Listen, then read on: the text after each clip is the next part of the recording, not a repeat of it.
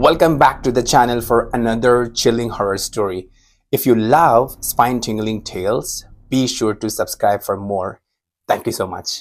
We all know someone who loves making jokes sometimes at the expense of others. It can be annoying. But what happens when a joke offends not a person, but something beyond this world? In today's story, that's exactly what happened. A prank that started as harmless joke turned into a terrifying ordeal. Let me set the scene for you. This story takes place in Kota, Rajasthan, India, a city where millions of students flock each year to prepare for the JEE exam. Among them were Sonakshi and Priya, who chose to stay in a hostel while they studied. They quickly made friends with two other girls, Sweetie and Sanjana, and the four decided to work together to clear the JEE exam. Sonakshi, however, was different from the rest. She was lively and mischievous, believing that while exams were important, they should also have fun. Priya disagreed, insisting that they focus on their studies, but Sonakshi was undeterred. One night, Sonakshi decided to play a prank. Once Sweetie and Sanjana were asleep, she would knock loudly on their door and run away. She did this repeatedly, and the next morning, the girls were visibly shaken, their faces pale with fear. Sonakshi was thrilled to have pulled off her prank. Encouraged by her success, Sonakshi devised another prank. She connected her phone to a Bluetooth speaker and played the sound of ghungaroos, which translates into ankle bells, near Sweetie and Sanjana's door throughout the night. The girls believe a woman was walking outside their room, but it was not a human. This felt more like a ghost.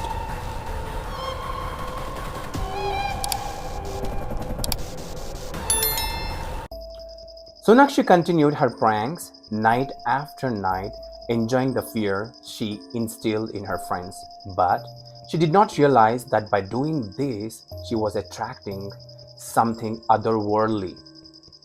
It's said that if you mock or reference spirits, they come closer to you. After a few days, Priya and Sonakshi went home for a break. When they returned to the hostel, Sonakshi noticed something strange.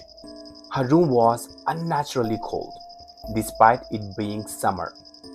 Sonakshi tried to ignore it, but then she experienced a bad odor emanating from her room, a smell of decaying flesh.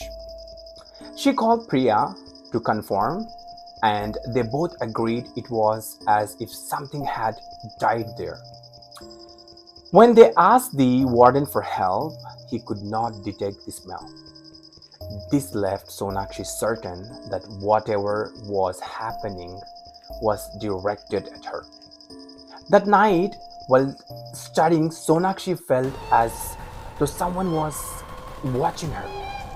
When she turned around, no one was there. Later, she heard whispers in her ears, though no one was around. Terrified, she ran into Priya's room and slept there. Sonakshi began reciting the Hanuman Chalisa every night for protection. However, one morning she woke up to find the book on the floor, even though she was sure she would have placed it securely under her pillow. Worried about her friend, Priya suggested they switch the rooms.